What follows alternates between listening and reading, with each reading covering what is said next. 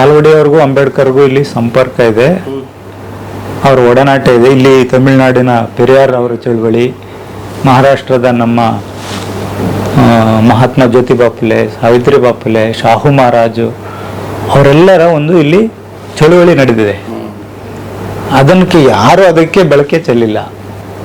ನಾಲ್ವಡಿ ಕೃಷ್ಣರಾಜ ಒಡೆಯವರು ಬಾಬಾ ಸಾಹೇಬ್ ಅಂಬೇಡ್ಕರ್ ಅವರ ಧಮ್ಮ ಪ್ರಚಾರಕ್ಕಾಗಿ ಈಗಿನ ಬೆಂಗಳೂರಿನ ಸದಾಶಿವನಗರದಲ್ಲಿ ಒಂದು ವಿಹಾರ ಇದೆ, ಅಲ್ಲಿ ಅದಕ್ಕೆ 5 ಎಕರೆ ಜಾಗವನ್ನು ದಾನ ಮಾಡಿದ್ದಾರೆ. ತುಂಬ ಜನಕ್ಕೆ ಗೊತ್ತಿಲ್ಲ, ಅದು ಪ್ರಚಾರ ಮಾಡಿಲ್ಲ.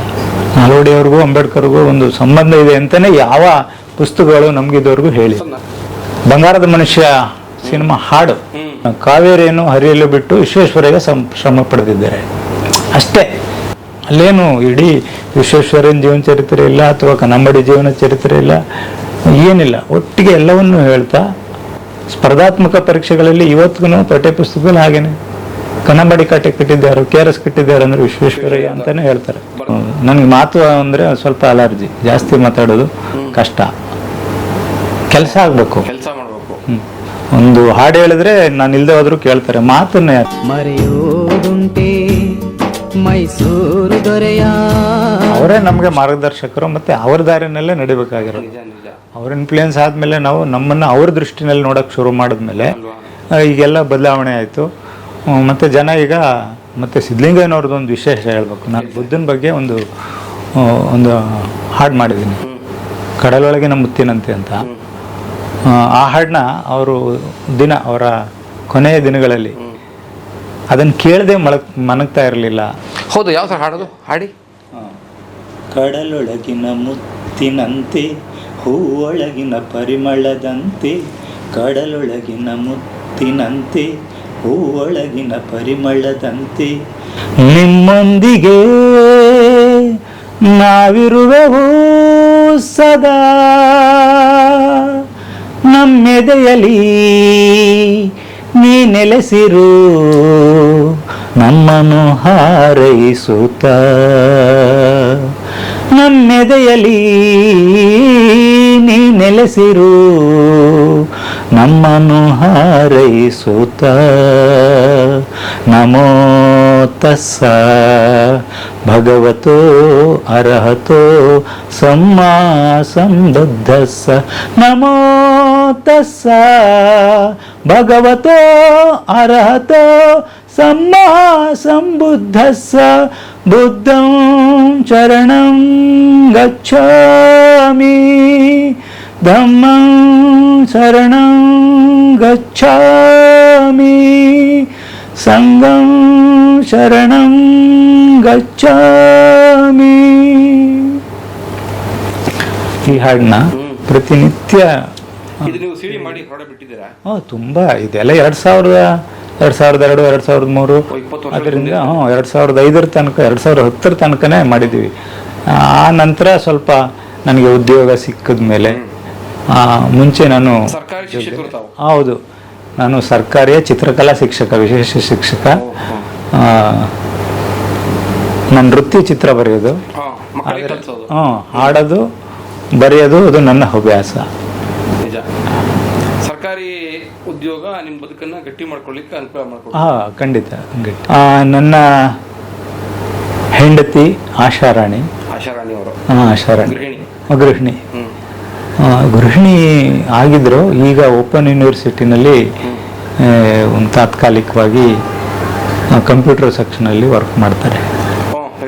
ಟೆಂಪ್ರರಿ ಕರ್ನಾಟಕ ರಾಜ್ಯ ಅಲ್ಲಿ. ನನ್ನ 2 ಹೆಣ್ಮಕ್ಳು, ದೊಡ್ಡ ಮಗಳು ದಾನವಿ ಬೋಧ್ ಅಂತ, ಅವಳು ನವೋದಯ ವಿಶ್ವವಿದ್ಯಾನಿಲಯದಲ್ಲಿ ಈ ಸರಿ 10ನೇ ತರಗತಿಯಲ್ಲಿ ವ್ಯಾಸಂಗ ಮಾಡ್ತಾ ಇದ್ದಾಳೆ. ಚಿಕ್ಕ ಮಗಳು ನಿಷಾದಿನಿ ಬೋಧ್ ಅಂತ ವಿಜಯ ವಿಠಲ ಶಾಲೆನಲ್ಲಿ 7ನೇ ತರಗತಿ ಓದ್ತಾ ಇದ್ದಾಳೆ. ಸುಖಿ ಕುಟುಂಬ. 2 ಹೆಣ್ಮಕ್ಳು ತುಂಬಾ ಕ್ಯೂಟ್ ಆಗಿದ್ದಾರೆ, ತುಂಬಾ ಬ್ರಿಲಿಯಂಟ್, ಚೆನ್ನಾಗಿ ಹಾಡು ಹೇಳ್ತಾರೆ, ತುಂಬಾ ಚೆನ್ನಾಗಿ ಚಿತ್ರ ಬರೀತಾರೆ. ಕಲಾಸಕ್ತಿ ಅವರಲ್ಲಿ ಇದೆ. ತುಂಬಾ ವ್ಯತ್ಯಾಸ ಆಗಿದೆ. ಅದು ಬಹಳ ಸಂತೋಷದಾಯಕವಾದದ್ದು. ಮತ್ತೆ ಈ ಮಟ್ಟದ ನನಗೆ ಪ್ರಚಾರ ಸಿಗುತ್ತೆ, ಗೌರವ ಸಿಗುತ್ತೆ, ಅಂತ ನಾನು ಅಂದ್ಕೊಂಡಿರಲಿಲ್ಲ. ನಿಜ. ನಾವೆಲ್ಲ ಈ ಸಮಾಜದ ಋಣ ತಿಂದಿದ್ದೀವಿ. ಹೌದು ಈ ರೀತಿ ಇದೆ ಸಮಾಜ, ಹೌದು. ಇದನ್ನ ಬದಲಾಯಿಸಬೇಕು ಅಂತ ಬಾಬಾ ಸಾಹೇಬರು, ಕಾಂಶಿರಾಮ್ ಸಾಹೇಬರ ಸಾಮಾಜಿಕ ಬದಲಾವಣೆ, ಸಾಮಾಜಿಕ ಪರಿವರ್ತನಾ ಚಳವಳಿನಲ್ಲಿ ಪೂರ್ಣವಾಗಿ ತೊಡಗಿಸ್ಕೊಂಡು ನಾವು ಪ್ರಭಾವಿತರಾದವರು. ತುಂಬಾ ಸಾರಿ ಹೇಳಿದ್ರು ಅಂದ್ರೆ ಅವ್ರ ಮನೆಯವರನ್ನೇ ಮರ್ತ್ಕೊಬಿಟ್ಟಿದ್ರು ಮಹಾರಾಜರನ್ನ. ನೋಡಿ ನೋಡಿ. ಈ ಹಾಡು ಬಂದ್ಮೇಲೆ ಅದು ಇತಿಹಾಸವನ್ನ ಬಗೆದು ಅಗೆದು ಜಗತ್ತಿಗೆ ತೋರಿಸ್ದಂಗೆ ಆಗೋಯ್ತು.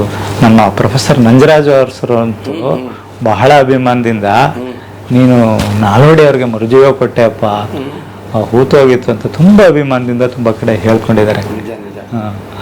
ಅವರ ಸಂದರ್ಶನದ ನಾನು ನೋಡಿದ್ದೆ, ಅದ್ರಲ್ಲಿ ನಿಮ್ಮ ಹೆಸರನ್ನ ಪ್ರಸ್ತಾವ ಮಾಡಿ ಅವರು ಮಾತಾಡಿದ್ರು. ಬಹಳ ಅಭಿಮಾನದಿಂದ ಬಹಳ ನಮ್ಗೆ ಪ್ರೋತ್ಸಾಹ ಕೊಟ್ಟಿದ್ದಾರೆ. ನಿಜ. ಆ ದೊಡ್ಡ ಮಾತು ನನ್ಗೆ ಹೇಳಿದಾಗ ನನಗೆ ಸಾರ್ಥಕತೆ ಅನಿಸ್ತು. ನಾವು ಅರಮನೆಯ ರಾಯಲ್ ಫ್ಯಾಮಿಲಿ ಅವರು ನಿಮ್ಮನ್ನು ಕರೆಸಿ ಮಾತಾಡಿದ್ರ ಈ ಹಾಡಿಗೆ ಸಂಬಂಧಪಟ್ಟಂಗೆ? ಇಲ್ಲ, ಇದುವರೆಗೂ ಆ ಥರ ಏನು ಪ್ರಯತ್ನ ಆಗಿಲ್ಲ.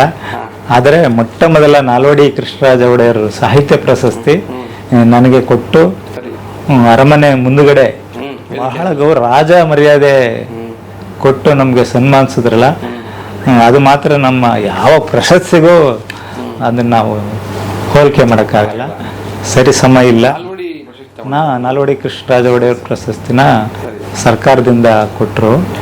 ಮೊದಲನೇ ಓದಕ್ಕೆ ಶುರು ಮಾಡಿದ್ವಿ. ಸರಿ ಸರಿ. ಇದು ನಿಜವಾದ ಸತ್ಯ ಏನು ಅಂದ್ರೆ, ನಾಲ್ವಡಿ ಮತ್ತು ಅಂಬೇಡ್ಕರ್ ಸಾಹೇಬರಿಗೆ ಸಂಪರ್ಕ ಇತ್ತು. ಹಿಂದೆ ಜಸ್ಟಿಸ್ ಚಳುವಳಿ, ನಾಲ್ವಡಿ ಅವ್ರಿಗೂ ಅಂಬೇಡ್ಕರ್ಗೂ ಇಲ್ಲಿ ಸಂಪರ್ಕ ಇದೆ, ಅವರ ಒಡನಾಟ ಇದೆ. ಇಲ್ಲಿ ತಮಿಳುನಾಡಿನ ಪೆರಿಯಾರ್ ಅವರ ಚಳುವಳಿ, ಮಹಾರಾಷ್ಟ್ರದ ನಮ್ಮ ಮಹಾತ್ಮ ಜ್ಯೋತಿಬಾ ಫುಲೆ, ಸಾವಿತ್ರಿಬಾ ಫುಲೆ, ಶಾಹು ಮಹಾರಾಜು ಅವರೆಲ್ಲರ ಒಂದು ಇಲ್ಲಿ ಚಳುವಳಿ ನಡೆದಿದೆ. ಅದಕ್ಕೆ ಯಾರು ಅದಕ್ಕೆ ಬೆಳಕೆ ಚೆಲ್ಲಿಲ್ಲ. ಬೆಳಕು ಚೆಲ್ಲಕ್ಕಿಂತ ಮುಂಚೆಗೆ ಅದನ್ನು ಮುಚ್ಚಾಕ್ಲಿಕ್ಕೆ ತುಂಬ ಪ್ರಯತ್ನ ಮಾಡಿ ಆಲ್ಟರ್ನೇಟಿವ್ ಕೊಟ್ಟು ಮುಚ್ಚಾಕಿದ್ದಾರೆ. ಅದು ನಡೆದಿದೆ. ನಾಲ್ವಡಿ ಕೃಷ್ಣರಾಜ ಒಡೆಯವರು ಬಾಬಾ ಸಾಹೇಬ್ ಅಂಬೇಡ್ಕರ್ ಅವರ ಧಮ್ಮ ಪ್ರಚಾರಕ್ಕಾಗಿ ಈಗಿನ ಬೆಂಗಳೂರಿನ ಸದಾಶಿವನಗರದಲ್ಲಿ ಒಂದು ವಿಹಾರ ಇದೆ. ಅಲ್ಲಿ ಅದಕ್ಕೆ 5 ಎಕರೆ ಜಾಗವನ್ನು ದಾನ ಮಾಡಿದ್ದಾರೆ. ತುಂಬ ಜನಕ್ಕೆ ಗೊತ್ತಿಲ್ಲ, ಅದು ಪ್ರಚಾರ ಮಾಡಿಲ್ಲ. ನಾಲ್ವಡಿ ಅವ್ರಿಗೂ ಅಂಬೇಡ್ಕರ್ಗೂ ಒಂದು ಸಂಬಂಧ ಇದೆ ಅಂತಾನೆ ಯಾವ ಪುಸ್ತಕಗಳು ನಮ್ಗಿದವರೆಗೂ ಹೇಳಿ. ನನಗೂ ಶಾಕಿಂಗ್ ಹೇಳಿಕೆ ನೀವು ಹೇಳ್ತಿರೋದು. ನಾಲ್ವಡಿ ಗುರುಗಳಿಗೂ ಅಂಬೇಡ್ಕರ್ ಅವ್ರಿಗೂ ಸಂಬಂಧ ಇತ್ತಾ? ಹೌದು, ಹೌದಾ? ಎಷ್ಟು ವಿಶೇಷವಾದ ವಿಷಯ. ಅಂಬೇಡ್ಕರ್ ಅವ್ರಿಗೂ ಪೆರಿಯಾರ್ ಅವ್ರ ಜೊತೆಗೂ ನಂಟಿತ್ತು. ಇವರು ಮಹಾತ್ಮ ಜ್ಯೋತಿಬಾ ಫುಲೆ ಹುಟ್ಟಾಕಿದ ಒಂದು ಸತ್ಯಶೋಧಕ ಚಳುವಳಿಯನ್ನ ಶಾಹು ಮಹಾರಾಜರು, ಅಂಬೇಡ್ಕರ್ ಇವರೆಲ್ಲ ಮುನ್ನಡೆಸ್ಕೊ ಬಂದರು. ಆ ಕಡೆಗೆ ಯಾರೂ ಗಮನನೇ ಕೊಟ್ಟಿಲ್ಲ, ಮತ್ತೆ ತಿರ್ಚಿದ್ದಾರೆ, ಅದನ್ನು ಮುಚ್ಚೋಗಕ್ಕೂ ಬಿಟ್ಟಿಲ್ಲ. ಅದನ್ನ ಇತಿಹಾಸದಲ್ಲಿ ಉದ್ದೇಶಪೂರ್ವಕವಾಗಿ ತಿರ್ಚಿರೋದ್ರಿಂದ ತುಂಬಾ ಪಾಪ ಅಸ್ತವ್ಯಸ್ತ ಅಂತಾನೆ ಹೇಳ್ಬೋದು. ಅವರುಗಳು ಅಂದುಕೊಂಡಷ್ಟು ಪರಿಣಾಮಕಾರಿಯಾಗಿ ಜನಗಳಿಗೆ ಆ ಸತ್ಯ ವಿಷಯಗಳನ್ನ ತಲುಪಿಸೋದ್ರಲ್ಲಿ ಈ ವಿಷಯಗಳು ವಿಫಲವಾಗಿದೆ. ಹೌದು, ತಿರ್ಚಿದ ಕಾರಣಕ್ಕೆ ಜನ ಯಾವುದನ್ನು ನಂಬ್ತಾ ಇಲ್ಲ. ಇವ್ರು ಹೇಳಿದ್ ಸರಿನಾ, ಅವ್ರು ಹೇಳಿದ್ ಸರಿನಾ, ಇದ್ದಿದೆ ಈಗ ಅಂತ. ಹಾಗಾಗಿ ಬಹುಜನ ಚಳುವಳಿಯ ಪ್ರಭಾವ, ಸಾಹಿತ್ಯಿಕ ಮತ್ತು ಸಾಂಸ್ಕೃತಿಕ ಕೊಡುಗೆ ತುಂಬ ಇದೆ.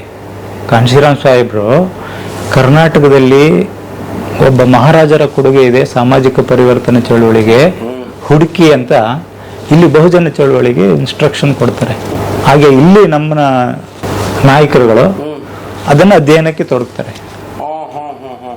ಅಲ್ಲಿಗಂಟ ನಮಗೂ ಗೊತ್ತಿಲ್ಲ, ಇವ್ರಿಗೂ ಗೊತ್ತಿಲ್ಲ. ಅಲ್ಲಿ ಓದಕ್ಕೆ ಶುರು ಮಾಡಿದ್ಮೇಲೆ ಮತ್ತೆ ಅವುಗಳನ್ನ ಸಂಶೋಧನೆ ಮಾಡ್ಲಿಕ್ಕೆ ಶುರು ಮಾಡಿದ್ಮೇಲೆ ಅಲ್ಲಿ ಸಿಗುತ್ತೆ. ಮತ್ತೆ ಎಲ್ಲ ನಾಲ್ವಡಿ ಅವರ ಸಾಧನೆಯನ್ನೆಲ್ಲ ಪಾಪ ನಮ್ಮ ವಿಶ್ವೇಶ್ವರಯ್ಯ ಅವ್ರು ತಲೆ ಕಟ್ಟಿಬಿಟ್ಟಿದ್ದಾರೆ. ಅಧ್ಯಯನ ಕೇಳಿದಾಗ ಮತ್ತೆ ಒಂದು ಬಂಗಾರದ ಮನುಷ್ಯ ಸಿನಿಮಾ ಹಾಡು, ಕಾವೇರಿಯನ್ನು ಹರಿಯಲು ಬಿಟ್ಟು ವಿಶ್ವೇಶ್ವರಯ್ಯ ಶ್ರಮ ಪಡೆದಿದ್ದಾರೆ ಅಷ್ಟೇ. ಅವಾಗ ನನಗೆ ಓಹೋ, 2 ಪದಗಳು ಇತಿಹಾಸವನ್ನ ಹೆಂಗೆ, 2 ಪದ. ಅಲ್ಲೇನು ಇಡೀ ವಿಶ್ವೇಶ್ವರಯ್ಯನ ಜೀವನ ಚರಿತ್ರೆ ಇಲ್ಲ, ಅಥವಾ ಕನ್ನಂಬಾಡಿ ಜೀವನ ಚರಿತ್ರೆ ಇಲ್ಲ, ಏನಿಲ್ಲ. ಒಟ್ಟಿಗೆ ಎಲ್ಲವನ್ನೂ ಹೇಳ್ತಾ ಆಗದು ಎಂದು ಊರು. ಕೇಳಿದವ್ರಿಗೆ ಏನು ಅನ್ಸುತ್ತೆ? ಮತ್ತೆ ಈಗ ನಮ್ಮ ಸ್ಪರ್ಧಾತ್ಮಕ ಪರೀಕ್ಷೆಗಳಲ್ಲಿ ಇವತ್ತಿಗೂ ಪಠ್ಯಪುಸ್ತಕದಲ್ಲಿ ಹಾಗೇನೆ ಕನ್ನಂಬಾಡಿ ಕಾಟೆ ಕಟ್ಟಿದ್ದಾರೆ, KRS ಕಟ್ಟಿದ್ದಾರೆ ಅಂದ್ರೆ ವಿಶ್ವೇಶ್ವರಯ್ಯ ಅಂತಾನೆ ಹೇಳ್ತಾರೆ. ಬರ್ದಕ್ಕೆ ಮಾರ್ಕ್ಸು ಹಾಂ, ನಾಲ್ವಡಿ ಬರೋಣ ಅಂತ ಬರ್ದ್ರೆ ಅದಕ್ಕೆ ಮಾರ್ಕ್ಸ್ ಕೊಡೋಲ್ಲ. ಮಾರ್ಕ್ಸ್ ಕೊಡಲ್ಲ. ನಮ್ಮ ಶಿಕ್ಷಣ ವ್ಯವಸ್ಥೆನೂ ಈ ಇತಿಹಾಸ ತಿರುಚುವಲ್ಲಿ ಪ್ರಭಾವಿತ ನೋಡಿ, ಆಗಿದೆ. ಇದು ವ್ಯವಸ್ಥೆ ಷಡ್ಯಂತ್ರ ಇದೆ. ಷಡ್ಯಂತ್ರ. ಹೌದು. ಆಮೇಲೆ ಇದು ನನ್ನ ಹಾಡು ಬಂದ್ಮೇಲೆ ಅದ್ರ ವಿರುದ್ಧ ಪ್ರತಿಭಟನೆ ಮಾಡಿದ್ರು. ಆ ಹಾಡನ್ನ ಬದಲಾಯಿಸಿ ಮತ್ತೆ ಪುಸ್ತಕದಲ್ಲಿ ಬದಲಾಯಿಸಿ, ಯಾಕೆಂದ್ರೆ ಸತ್ಯ ಅದು. ನಿಜ. ಹಾ, ಪಾಪ ನಮ್ಮ ವಿಶ್ವೇಶ್ವರಯ್ಯನವರು ಇದ್ದಿದ್ದು ಒಂದು 6 ವರ್ಷ ಸೇವೆನಲ್ಲಿದ್ರು, ಮಹಾರಾಜರ ಹತ್ರ ದಿವಾನರಾಗಿದ್ರು. ನಿಜ. ನಾಲ್ವಡಿ ಪ್ರಭುಗಳು 40 ವರ್ಷ ಆಳ್ವಿಕೆ ಮಾಡಿದ್ದಾರೆ, ನಿಜ. 7-8 ಜನ ದಿವಾನರುಗಳು. ದಿವಾನರುಗಳಾಗಿದ್ದಾರೆ. ಹೌದು. ನಾಲ್ವಡಿಯವ್ರ ಜೊತೆಗೆ ಇವರೊಬ್ಬರೇ ದಿವಾನರನ್ನ ಇದ್ದಿದ್ರೆ ಒಪ್ಕೊಳ್ಳೋಣ. ವಿಶ್ವೇಶ್ವರಯ್ಯನವರು ಮಹಾರಾಷ್ಟ್ರದಲ್ಲಿ ಕೆಲಸ ಮಾಡುವಾಗ ಅಲ್ಲಿಂದ ಇಲ್ಲಿಗೆ ನಾಲ್ವಡಿಯವ್ರು ಕರ್ಸ್ಕೊತಾರೆ, ಕನ್ನಡಿಗರು ಈ ಭಾಗದವರು. ಹೌದು. ಮತ್ತೆ ತುಂಬಾ ಇನ್ನೊಂದು ಗೊತ್ತಿಲ್ಲದಿರೋ ವಿಚಾರ ಅಂದ್ರೆ, ಬಾಬಾ ಸಾಹೇಬರು ವಿಶ್ವೇಶ್ವರಯ್ಯನವ್ರನ್ನು ಒಂದ್ ಕಡೆ ಕೆಲಸ ಮಾಡಿದ್ರು, ಎಲ್ಲಿ? ಅದು ದಾಖಲಾಗುತ್ತೆ. ಎಲ್ಲಿ? ಆ ಹಿರಾಕುಡ್ ಅಣೆಕಟ್ಟಿನ ಸಂದರ್ಭದಲ್ಲಿ ಅಲ್ಲಿ ಅವರು ಸಿವಿಲ್ ಇಂಜಿನಿಯರ್ ಆಗಿ ವರ್ಕ್ ಮಾಡುವಾಗ ಬಾಬಾ ಸಾಹೇಬ್ರನ್ನು ಆ ಪ್ರಾಂತ್ಯದಲ್ಲಿ ಆ ಕಮಿಟಿನಲ್ಲಿ ಇರ್ತಾರೆ. ಇದು ತುಂಬಾ ಜನಕ್ಕೆ ಗೊತ್ತಿಲ್ಲ, ಗೊತ್ತಿಲ್ಲ. ಹೌದು. ಎಲ್ಲೂ ದಾಖಲು ಮಾಡಿಲ್ಲ. ಬಾಬಾ ಸಾಹೇಬ್ರನ್ನ ನಾವು ಹುಡುಕ್ತಾ ಹೋದ್ರೆ ಸಿಗುತ್ತೆ. ಅಲ್ಲಿಂದ ಇಲ್ಲಿಗೆ ಬಂದ ಮೇಲೆ ಇವರೊಂದು 6 ವರ್ಷ ಕೆಲಸ ಮಾಡಿದ್ರು. 30 ವರ್ಷ ಕೆಲಸ ನಡೆದಿದೆ. 6 ವರ್ಷಕ್ಕೆ ಕೆಲಸ ಮಾಡೋದನ್ನ ಇವರೇ ಮಾಡಿದ್ರು ಅಂತ ಹೇಳ್ತಾ ಇದೆ. ಪಠ್ಯ ಪುಸ್ತಕ ಹೇಳುತ್ತೆ, ಸ್ಪರ್ಧಾತ್ಮಕ ಪರೀಕ್ಷೆ ಹೇಳುತ್ತೆ. ಕಡೆಗೆ ಒಂದು ಎಲ್ಲೋ ಒಂದು ಕಡೆ ಒಂದು ನಿರಾಳ ನಿಮ್ಮ ಹಾಡು ಬಂದ ನಂತರ ಸತ್ಯದ ಪರಿಚಯ ಆಯಿತು ಜನಕ್ಕೆ, ಅಲ್ವಾ? ಅವಾಗ ನಮ್ಗೆ ಇನ್ನೂ ಇನ್ನೆಷ್ಟು ಇರ್ಬೋದು ಅಂತ. ಈ ಸಮಾಜದಲ್ಲಿ ಮುಚ್ಚೋಗಿರೋದು, ಹೌದು. ಈ ವ್ಯವಸ್ಥೆ ಒಳಗೆ ದಿಕ್ ತಪ್ಪಿರೋದು ಇನ್ನೆಷ್ಟು, ದಿಕ್ ತಪ್ಪಿಸಿರೋದು ಇನ್ನೆಷ್ಟು ಇರ್ಬೋದು ಅಂತ ಒಂದ್ ಸ್ವಲ್ಪ ಓದ್ಲಿಕ್ಕೆ, ಮತ್ತೆ ಇದನ್ನ ಪ್ರಚಾರ ಮಾಡ್ಬೇಕಲ್ಲ, ಸತ್ಯವನ್ನ ಪ್ರಚಾರ ಮಾಡ್ಬೇಕು. ಬರೀ ಸುಳ್ಳೇ ಇದೆ, ಅಲ್ವಾ? ಸತ್ಯವನ್ನ ಪ್ರಚಾರ ಮಾಡಬೇಕು ಅಂದಾಗ ನಮ್ಗೆ ಆ ಕಾರಣಕ್ಕೇನೋ ನನಗೆ ಅಷ್ಟೊಂದು ಅಭಿಮಾನ, ಗೌರವ ಅವ್ರ ಮೂಲಕ ನನಗೆ ತಲುಪಿದೆ ಅಂತ. ಒಬ್ಬ ಚಳುವಳಿಯ ಹಿನ್ನೆಲೆ ಇಟ್ಕೊಂಡಿರ್ತಕ್ಕಂಥ ಸಾಹಿತ್ಯವನ್ನ ಬಹು ಗಟ್ಟಿಯಾಗಿ ಅಪ್ಕೊಂಡಿರ್ತಕ್ಕಂಥ ನೀವು ಇಷ್ಟು ಮೃದುವಾಗಿದ್ದೀರಲ್ಲ, ಹೇಗೆ? ಅದು ಗೊತ್ತಿಲ್ಲ ನನಗೆ, ನನ್ನ ವ್ಯಕ್ತಿತ್ವನೇ ಹಾಗೆ. ಮಾತಾಡೋದು ನನಗೆ ಮಾತು ಅಂದ್ರೆ ಸ್ವಲ್ಪ ಅಲರ್ಜಿ, ಜಾಸ್ತಿ ಮಾತಾಡೋದು ಕಷ್ಟ. ಕೆಲಸ ಆಗ್ಬೇಕು, ಕೆಲಸ ಮಾಡಬೇಕು. ಒಂದು ಹಾಡು ಹೇಳಿದ್ರೆ ನಾನು ಇಲ್ದೆ ಹೋದ್ರು ಕೇಳ್ತಾರೆ, ಮಾತನ್ನ ಯಾರು? ಬದುಕು ಹೇಗಿದೆ? ಚೆನ್ನಾಗಿದ್ದೀನಿ ಸರ್. ಚೆನ್ನಾಗಿದೆ. ಸರ್ಕಾರಿ ಉದ್ಯೋಗ? ಸರ್ಕಾರಿ ಉದ್ಯೋಗ. ಎಲ್ಲಿ ಸೇವೆ?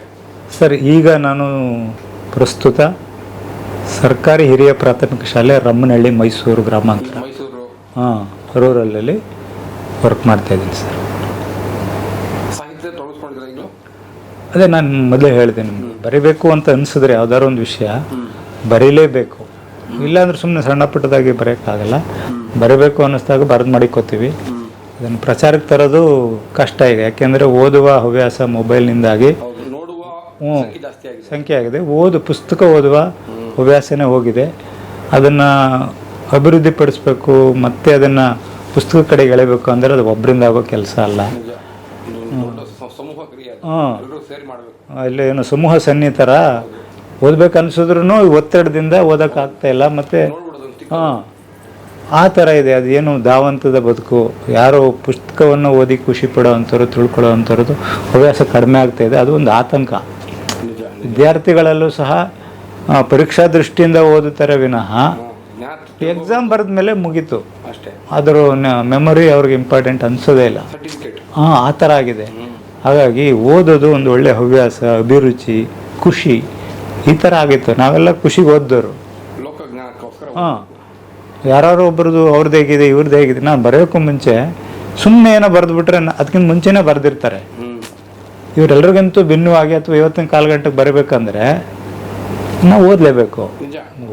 ಒಂದು ಸರ್ವಜ್ಞನ ವಚನನೇ ಇದೆ, ಓದದೆ ಬರೆಯುವವನ ಬರೀ ಕಾಲಲ್ಲಿ ನಡೆಯುವವನ ಮುಂದಕ್ಕೆ.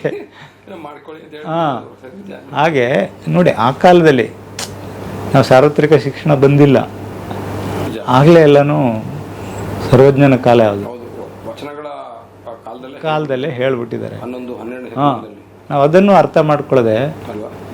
ವಚನಕಾರರನ್ನು ಕಡೆಗಣಿಸ್ತಾ ಇದ್ದೀವಿ. ಏನು ಆ ನಿಟ್ಟಿನಲ್ಲಿ ಯೋಚನೆ ಮಾಡಿದಾಗ ಇನ್ನೊಂದು ಬೇರೆ ಥರದ ಆತಂಕನೇ ಶುರುವಾಗುತ್ತೆ. ನಿಜ ನಿಜ.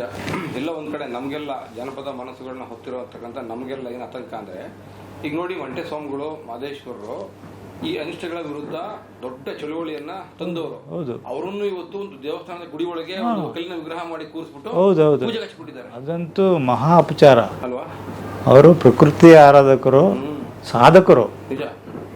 ಈಗ ಅವ್ರನ್ನು ಯಾರನ್ನೋ ನಾವು ಕಾಪಿ ಮಾಡತ್ತಾರ, ಅದು ಒಂದು ವಿಗ್ರಹ ಇದು ಒಂದು ವಿಗ್ರಹ ಅಂತೀವಿ. ಅವರ ಹಿನ್ನೆಲೆ ಅವ್ರು ಏನು ಸಾಧನೆ. ಅಲ್ವಾ? ಈಗ ಮಾದಪ್ಪನ ಬಗ್ಗೆ ಎಲ್ಲರೂ ಮಾತಾಡ್ತಾರೆ, ತುಂಬ ಹಾಡುಗಳಿದೆ. ಅಲ್ಲಿ ಮಾದಪ್ಪ ಅನುಸರಿಸಿ ಅಂತ ಹೇಳಿದ್ದಾರೆ. ನಾವು ಯಾರನ್ನು ಕೈ ಮುಗಿತೀವಿ, ಕೈ ಹೊಡೆಯೋದು, ಹಣ್ಣು ಕೈ ಮಾಡಿ ಬೇಡ್ಕೋತೀವಿ, ವಾಪಸ್ ಬರ್ತೀವಿ ಹೊರತು ನಿಜವಾದ ಮಾದಪ್ಪ ಏನು, ಅವ್ರು ಏನು ಮಾಡಿದ್ರು, ಏನು ಹೇಳಿದ್ರು, ಹೇಗೆ ಬದುಕಿ ಅಂತ ಹೇಳಿದ್ರೆ ಯಾರು ಬದುಕ್ತಾ ಇಲ್ಲ. ಹೋಗಿ ಸುಮ್ಮನೆ ಒಂದು ರಿಕ್ವೆಸ್ಟ್ ಇಟ್ಬಿಟ್ಟು ಬರ್ತೀವಿ, ಲಂಚ ಕೊಡ್ತೀವಿ, ಕೋರಿಕೆ ಇಡ್ತೀವಿ, ವಾಪಸ್ ಬರ್ತೀವಿ. ಆದರೆ ಮಾದಪ್ಪ ಹಾಗೆ ಬದುಕಿ ಅಂತ ಹೇಳಿಲ್ಲ. ಮಂಟೇಸ್ವಾಮಿ ಪರಂಪರೆ ಅದೇ ಬೇರೆ, ಸಾಧಕರ ಹಾದಿ ಅದು. ನೀವು ಸಾಧಿಸಿ, ನೀವು ಜೀವಿಸಿ, ಸತ್ಯವಾಗಿ ಜೀವಿಸಿ ಬದುಕಿ ಅಂತ ಹೇಳಿದರೆ ಅದನ್ನು ಕೇಳಿಸ್ಕೊಳ್ಳೋ ತಾಳ್ಮೆನೇ ಇಲ್ಲ. ಅವರು ದೈವದ ವಿರುದ್ಧ ಹೋರಾಟ ಮಾಡಿದವ್ರನ್ನೇ ದೇವರು ಮಾಡಿ ಅಲ್ವಾ? ಭಾಳ ಇದು ಅಪಹಾಸ್ಯ ಅನಿಸುತ್ತೆ. ಅವ್ರ ಬಗ್ಗೆ ಗ್ಲೋರಿಫೈ, ವೈಭವೀಕರಿಸಿ. ಅದು ನನಗೆ ಯಾವ್ದಾದ್ರು ಒಬ್ಬ ಸಾಮಾನ್ಯ ಜಾನಪದ ಕಲಾವಿದನ ಹತ್ರ ಮಾತಾಡಬೇಕಾದ್ರೆ ಈ ವಿಷಯಗಳನ್ನೆಲ್ಲ ಕೇಳಿದ್ರೆ ಅದು ಮುಜುಗರಕ್ಕೀಡಾಗ್ತಾರೆ. ಏನಿದು ದೇವ್ರನ್ನ ಇವನೇನೋ ಒಂಥರ ಕೇಳ್ತಾನಲ್ಲ ಅಂತ. ನಿಮ್ಮ ಹಾಗೆ ಸಾಹಿತಿಗಳು ಸಿಕ್ಕಿದಾಗ ಮಾತಾಡ್ತೀನಿ, ಚರ್ಚೆ ಮಾಡ್ಕೊಂಡ್ಬಿಡ್ತೀನಿ. ನೋಡಿ ಎಷ್ಟು ದೊಡ್ಡ ದುರಂತ. ಮಂಟೆ ಸ್ವಾಮಿಗಳನ್ನ ಒಂದು ಕಲ್ಲಿನ ವಿಗ್ರಹ ಮಾಡಿ ಇಟ್ಬಿಟ್ಟು ಅವ್ರಿಗೆ ಪೂಜೆ ಮಾಡಿಬಿಡೋದು ಅಂದರೆ ಅವ್ರ ವ್ಯಕ್ತಿತ್ವವನ್ನು ನಾವು ಬಲಿ ಕೊಟ್ಟಂಗೆ. ಅವ್ರ ನಾಡಿಗೆ ಕೊಟ್ಟಂಥ ಒಂದು ಸನ್ಮಾರ್ಗ ಇತ್ತಲ್ಲ, ಆ ಸನ್ಮಾರ್ಗವನ್ನೇ ಮುಚ್ಚಾಕ್ದಂಗೆ. ಇದು ದುರಂತ. ಅವರೆಲ್ಲ ಅನುಸರಿಸುವ ಮಾರ್ಗವನ್ನೇ ಹೇಳ್ಕೊಟ್ರು. ನಿಜ ಸರ್. ನೀವು ಹೀಗೆ ಮಾಡಿ ಅಂತ ಅಲ್ವಾ? ನಾವು ಮಾಡ್ತಾ ಇರೋದು ಬರೀ ಬೇಡ್ತಾ ಇದ್ದೀವಿ. ಹೋಗಿ ಬೇಡ್ತೀವಿ. ಮಾದಪ್ಪಂದೇನು ಅವ್ರು ಇನ್ನೇನು ಗೊತ್ತಿಲ್ಲ. ಅವರು ಕೃಷಿಯ ಪರಂಪರೆ, ಕೃಷಿಕ ಹಿನ್ನೆಲೆಯಿಂದ ಬಂದವರು. ನಾವು ಕೃಷಿಯನ್ನೆಲ್ಲ ಬಿಟ್ಟು ಬೇರೆ ಥರ ಹೊಸ ಮಾರುಕಟ್ಟೆ, ಕಲಬೆರಕೆ ಹಿಂಗೆಲ್ಲ ಬಂದು ಮಾದಪ್ಪನ ಹೆಸರು ಹೇಳ್ತೀವಿ ಅಂದರೆ ಇದು ವಿರೋಧಾಭಾಸದ ಬದುಕು. ಅದೇ ಈಗ ನಿಮ್ಮ ಬಾಯಲ್ಲೇ ಈಗ ಮಾತು ಬಂತು, ಹಾಗಾಗಿ ಅದನ್ನು ಕಂಟಿನ್ಯೂ ಮಾಡ್ತೀನಿ. ಈಗ ನೋಡಿ, ಮಂಟೆ ಸ್ವಾಮಿಗಳು ಕಬ್ಬಿಣದ ಕ್ರಾಂತಿಯನ್ನು ಆರಂಭ ಮಾಡಿ ಕೃಷಿಗೆ ಹಚ್ಚಬೇಕು ಇವ್ರನ್ನೆಲ್ಲರೂ ಅಂಥೇಳಿ ಭಾಳ ಪ್ರಯತ್ನ ಪಡ್ತಾರೆ. ಅದನ್ನು ಎಷ್ಟು ಸೊಗಸಾಗಿ ದಾರಿ ತಪ್ಪಿಸಿದ್ದಾರೆ ಅಂದರೆ, ಮಠ ಮನೆ ಕಟ್ಟಿಸ್ಬೇಕು, ನಾನು ಗದ್ಗೆ ಕಟ್ಟಿಸ್ಕೋಬೇಕು, ಕಬ್ಬಿಣ ತಕ್ಕಬಾ ಹೋಗಿ ಅಂತ ಹೇಳೋ ಥರ ದೊಡ್ಡ ಕಬ್ಬಿಣದ ಕ್ರಾಂತಿಯನ್ನು ಹುಟ್ಟುಹಾಕಿ ವಿಶ್ವದ ಕರ್ಮಗಳನ್ನೆಲ್ಲ ಆರಂಭವಾಗಲಿಕ್ಕೆ ಚಾಲನೆ ಕೊಟ್ಟಂತಹ ಮಹಾನ್ ಪುರುಷ, ಚಳುವಳಿಗಾರ ಮಂಟೆಸ್ವಾಮಿ. ಅದನ್ನು ಮಠ ಕಟ್ಟಬೇಕು, ದೇವಸ್ಥಾನ ಕಟ್ಟಬೇಕು ಅಂತ ಕಬ್ಬಿಣ ತಗೊಂಡು ಬಾ ಅಂತ ಹೇಳಿ ಮಾಡಿದ್ರು ಅಂತ ಹೇಳಿಬಿಟ್ಟು ಸಾಹಿತ್ಯದ ಮುಖಾಂತರ ತಿರುಚುವಂಥ ಪ್ರಯತ್ನ ಮಾಡೋದು, ಇವೆಲ್ಲವೂ ಸಮಾಜದ ದುರಂತಗಳು ಅಂತ ಕಾಣ್ತವೆ ಸರ್. ಮಾದಪ್ಪ ರಾಗಿ ಬೀಸಿ ಬಂದವ್ರಿಗೆ ತಿಳುವಳಿಕೆಯನ್ನು ನೀಡಿ, ಆಹಾರವನ್ನು ನೀಡಿ ಅವತ್ತೇ ನಡೆದಿದೆ. ಅಕ್ಷರದಾಸೋಹ, ಅನ್ನದಾಸೋಹ ಅವತ್ತೇ ಮಾಡಿದ್ದಾರೆ. ಶ್ರಮಜೀವಿಗಳಾಗಿ ಕಾಯಕವನ್ನು ಮಾಡಿ ಬದುಕಿ ಅಂತ ಅವರು ತೋರಿಸ್ಕೊಟ್ಟಿರೋದು. ಅವರು ಮಾಡಿ ಅಂತ ಹೇಳಿದ್ರೆ ಯಾವುದನ್ನು ಮಾಡಿದೆ, ಅವರು ಬೇಡಿ ಅಂದಿದ್ದನ್ನು ನಾವು ಮಾಡ್ತಾ ಇದ್ವಿ. ಹಾಗೆ ನಮ್ಮ ಬದುಕು ಆಗಿದೆ. ಬಸವಣ್ಣನವರ ವಿಷಯದಲ್ಲೂ ಅದೇ, ಕೊಲಬೇಡ, ಹೊಸಿ ನುಡಿಯಲು ಬೇಡ, ಅದೆಲ್ಲವನ್ನೂ ಮಾಡ್ತಾರೆ ಅಲ್ವಾ? ಬಸವಣ್ಣ ಹೇಳ್ದಂಗೆ ಯಾರು ಕೇಳ್ತಾ ಇಲ್ಲ. ಬಸವಣ್ಣನ ಒಂದು ಗುಡಿ ಕಟ್ಟಿ ಪೂಜೆ ಮಾಡಬೇಕು. ಆ ಮೂಲಕ ಕೆಲವ್ರಿಗೆ ಲಾಭ ಆಗ್ಬೇಕಷ್ಟೇ ಅಲ್ವಾ? ಅವರು 3 ಜನ ಹೊಟ್ಟೆ ತುಂಬಿದ್ರೆ ಸಾಕು, 100 ಜನ ಬೇಕಾದ್ರೆ ಬೇಡ್ತಾ ಇರಲಿ. ಇದು ಈ ವ್ಯವಸ್ಥೆ. ಇದನ್ನು ಚೇಂಜ್ ಆಗಕ್ಕೆ ಬಿಡಲ್ಲ ಅವರು, ಅವ್ರಿಗೆ ಅದು ಇಷ್ಟ ಇಲ್ಲ. ಇದೆಲ್ಲವೂ ನಾವು ಸಾರ್ವಜನಿಕವಾಗಿ ಮಾತಾಡುವಂಥ ವಿಷಯಗಳ. ಅದನ್ನೇ ನಾವು ಈಗ ನಮ್ಮ ಜಾಣ್ಮೆ ಇರೋದು, ಇದನ್ನ ಹೇಳಲೇಬೇಕು. ಆದರೆ ಹೇಳೋದು ಯಾವ ರೀತಿ ಮತ್ತು ಯಾರಿಗೆ ಹೇಳೋದು? ನಾವು ಯಾರಿಗೆ ಹೇಳ್ಬೇಕು? ಇಲ್ಲಾಂದರೆ ನಮ್ಮ ವಿರೋಧಿಗಳಿಗೆ ಹೇಳಿದ್ರೆ ಅವರೆಲ್ಲ ಅಲರ್ಟ್ ಆಗ್ತಾರೆ. ಈಗ ಚಳುವಳಿಗಳು ಸೋತಿರೋದೆಲ್ಲ ಹಾಗೆ. ನಾವು ಮಾಡಾದ್ಮೇಲೆ ಗೊತ್ತಾಗಬೇಕೆ ಹೊರತು ಮಾಡೋಕ್ಕೂ ಮುಂಚೆ ನಾನು ಹೀಗೆ ಮಾಡ್ತೀವಿ ಅಂದರೆ ಆಗಬಾರ್ದು ಅನ್ನೋರು ಇಟ್ಕೊಂಡಿರ್ತಾರೆ. ಇವತ್ತು ಸಮಾಜ ಯಾಕೆ ಅಳ್ಳಾಡ್ತಾ ಇಲ್ಲ ಅಂದರೆ ನಾವೇ ತಪ್ಪು ಮಾಡಿಬಿಟ್ಟಿದ್ದೀವಿ ಅನ್ನಿಸ್ತಾ ಇದೆ ಈಗ. ನೋಡಿ, ಅಲ್ಲ ದೊಡ್ಡವ್ರ ಮಾತಿದೆ ನಮ್ದು, ಅದು ಯಾರ್ದು ಅಂತ ಗೊತ್ತಿಲ್ಲ. ಪುರಂದರದಾಸರದು, ಕನಕದಾಸರದು, ನಂಗೆ ಕನ್ಫ್ಯೂಷನ್ ಇದೆ. ಆದರೆ ನಿಜವಾಗಿ ಹೋಯಿತೆ ಹಿರಿಯವ್ರ ಗಾದೆ ಮಾತು ಅನ್ನೋ ಒಂದು ಹಾಡಿದೆಯಲ್ಲ, ಕನಕದಾಸರು. ಅವ್ರು ಹಂಗೆ ಹೇಳಿದ್ದಾರೆ, ಹೇಳನು ಮಾಡಲಾರ, ಮಾಡುವವನು ಹೇಳಲಾರ, ಆಡದೇ ಮಾಡುವವನು ಉತ್ತಮನು, ಆಡದೇ ಮಾಡುವವನು ಮಧ್ಯಮನು, ಆಡಿಯೂ ಮಾಡದವನು ಅಧಮನು. ಈಗ ನಾವು ಆ ಕೆಲಸ ಮಾಡ್ತಾ ಇದ್ದೀವಿ, ಮಾಡ್ಬಿಡಿ ಇನ್ನೋ ದೊಡ್ಡ ಬದಲಾವಣೆ ಮಾಡ್ತೀವಿ ಅನ್ಕೋತೀವಿ, ಒಂದು ಸಣ್ಣದನ್ನು ಮಾಡೋಕ್ಕೆ ನಮ್ಮ ಕೈಲಿ ಸಾಧ್ಯ ಆಗ್ತಾ ಇಲ್ಲ. ಈ ಇಕ್ಕಟ್ಟಲ್ಲಿ ಇದ್ದೀವಿ. ಒಂದು ಗೀತೆಯ ಚರ್ಚೆಗೆ ಅಂತ ಸೇರಿಕೊಂಡು ಸಮಾಜದ ಅಂಕುಡೊಂಕುಗಳ ಬಗ್ಗೆ ಚರ್ಚೆ ಮಾಡ್ತಕ್ಕಂಥ ಒಂದು ಸುವರ್ಣ ಸಂದರ್ಭವನ್ನು ಒದಗಿಸ್ಕೊಟ್ರಿ. ಮನಸ್ಸು ಬಿಚ್ಚಿ ಸಮಾಜದ ಓರೆಕೋರೆಗಳನ್ನು ತೋರಿಸುವಂಥ ಪ್ರಯತ್ನ ಮಾಡಿದ್ರಿ. ಈ ನಿಮ್ಮ ಮಾತುಗಳಿಂದ ಅನೇಕ ಯುವ ಮನಸ್ಸುಗಳು ಜಾಗೃತಗೊಳ್ಳಲಿ. ಈ ಮುಖಾಂತರ ಬಹುಜನರ ಒಂದು ಬದುಕಿನ ಮೇಲೆ ಇನ್ನು ಮುಂದೆ ಆದರೂ ಬೀರ್ಬೋದಾದಂಥ ಅನೇಕ ದುಷ್ಪರಿಣಾಮಗಳಿಗೆ ಎದೆ ನೀಡಿ ನಿಂತು ಹೋರಾಟ ಮಾಡ್ತಕ್ಕಂಥ ಗಟ್ಟಿ ದನಿಯಾಗಿ ನಿಲ್ತಕ್ಕಂಥ ಯುವ ಮನಸ್ಸುಗಳು ಹುಟ್ಕೊಳ್ಳಿ ಅಂತ ಆಶಿಸ್ತಾ ಧನ್ಯವಾದ ಸರ್. ಸಮಯ ಕೊಟ್ಟಿದ್ದಕ್ಕೆ ಧನ್ಯವಾದ. ನಮಸ್ಕಾರ. ಜನಪದ ಸಿರಿ ಯೂಟ್ಯೂಬ್ ವಾಹಿನಿ ಈ ನಾಡಿನ ಸರ್ವರ ಏಳಿಗೆಗಾಗಿ, ಸತ್ಯದ ಪ್ರಚಾರಕ್ಕಾಗಿ ಇವರು ಕಂಕಣಬದ್ಧರಾಗಿರುವ ಜರಗನಹಳ್ಳಿ ಕಾಂತರಾಜು ಸರ್ ಅವರ ಶ್ರಮಕ್ಕೆ ಬೆಲೆ ಸಿಗಬೇಕಂದ್ರೆ ನಾವೆಲ್ಲರೂ ಅದನ್ನು ನೋಡಿ ಅದರಲ್ಲಿರ್ತಕ್ಕಂಥ ವಿಚಾರಗಳನ್ನು ನಾವು ಮನನ ಮಾಡಿ ಅನುಸರಿಸುವ ಮೂಲಕ ನಮ್ಮ ಪೂರ್ವಿಕರ ಶ್ರಮವನ್ನು ಸಾರ್ಥಕಗೊಳಿಸಬೇಕು. ಹಾಗಾಗಿ ಈ ವಾಹಿನಿಯನ್ನು ನೋಡೋರೆಲ್ಲರೂ ಸಬ್ಸ್ಕ್ರೈಬ್ ಮಾಡ್ಕೊಳ್ಳಿ ಮತ್ತು ಇದನ್ನು ನೋಡಿ ಈ ಒಳ್ಳೆಯ ವಿಷಯಗಳನ್ನು ಶೇರ್ ಮಾಡಿ. ಈ ಪರಿವರ್ತನಾ ಚಳುವಳಿಗೆ ಇವರ ಕೊಡುಗೆಯನ್ನು ನಾವೆಲ್ಲರೂ ಗೌರವದಿಂದ ಸ್ಮರಿಸೋಣ. Thank you. ನಮ್ಮೆದೆಯಲಿ ನೀ ನೆಲೆಸಿರು, ನಮ್ಮನು ಹಾರೈಸುತ್ತಾ